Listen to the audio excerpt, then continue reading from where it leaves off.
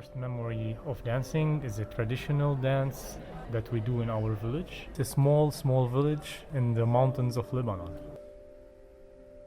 And it's more of a group dance where people hold hands and they lift their feet together in a rhythmic fashion, and they make sounds with their feet, and of course there will be music played with traditional instruments.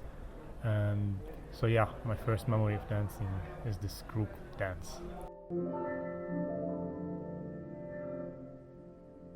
again stretch. Und ein letztes Mal squat. I think DanceImpro is more the more raw version of that, and it helped me understand the roots where this might have evolved from. It's more of a more primitive version of that choreographed dance, and after I did impro dance, I started understanding where that came from somehow. I let them start moving first the arms really fluently, and then they go over the arms to the shoulders, and then to the upper body, using the spine, then using the hip, the pelvis, then using the legs, the feet. And then I want that they connect every movement together. That they connect hands and feet, that they connect arms and spine, and that they understand the body as the whole thing, and also as a separated thing together.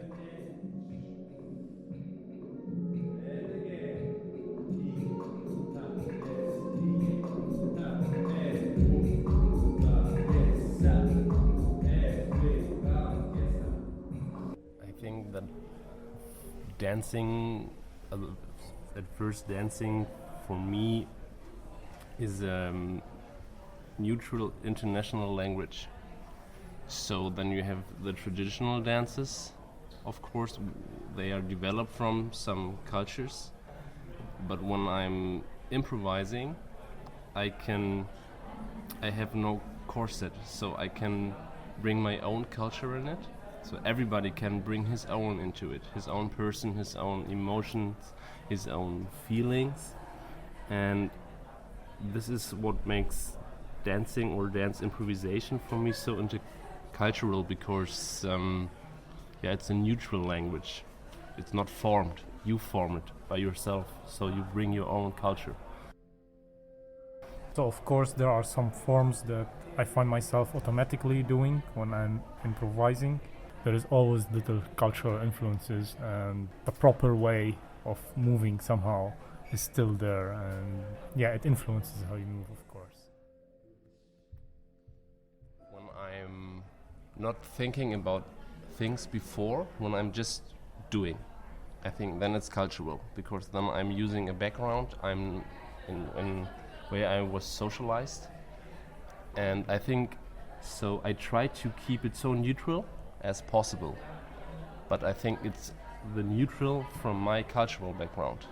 So of course in dance improvisation we are communicating with our bodies, we are going in contact, we are touching each other and stuff like this, and the touching stuff, for me no problem, because as educated dancers I learned to deal with it. So I think it's also a cultural part. That's, for me, it's not a problem.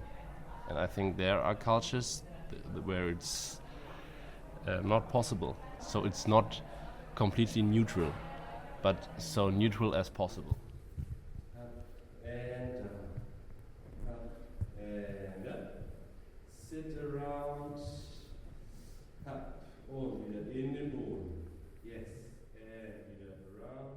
I try to give some help where you can develop with and you can use for other dances, or for room control or your own body control.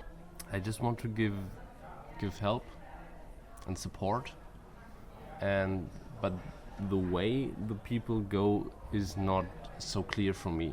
It's just I'm helping from the start, and then I'm with them, but what they get out of it, That's not my thing, or not under my control.